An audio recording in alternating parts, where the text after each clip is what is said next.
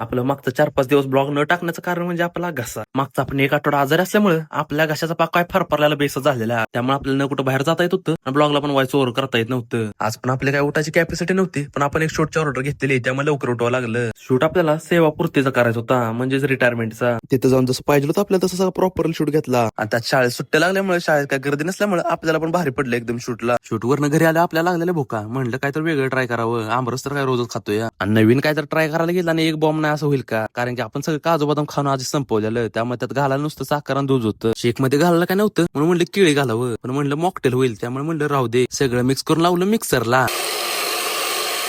Mango शेक तर एकदम खतरनाक लागत होता, फक्त त्यात काजू बदामची कमी होती. आधी काजू बदाम आपण शेंगदाण्यासारखं खाऊन संपवलेलं, त्यामुळे ती आपली चुकी होती. त्यात आपण चुकून जायफळ टाकलेलं काय माहिती, कारण अशी झोप लागलेली डायरेक्ट संध्याकाळी उठलेलो. उठल्या घरच्यांना लावला कामाला. घरची म्हणजे जा हे बाटला भरून आण जा. बाटला भरून येऊन घरी दिला ना, डबल आलो गावात, कारण घरी काही करमतच नव्हतं. गावात गेल्यावर गावात पण करमत नव्हतं, त्यामुळे म्हणलं जावे घरी. म्हणलं जाता जाता लागलेच तेल पण टाकून जावं. अहो तेल किती पण मागू दे, आपण 50-100 रुपयेच टाकणार, कारण 500 रुपये टाकी फुल केली की आपण लईच ताटतोय. आता इथं पण व्हिडिओ बघितलाय तर लाईक आणि फॉलो करून जावा.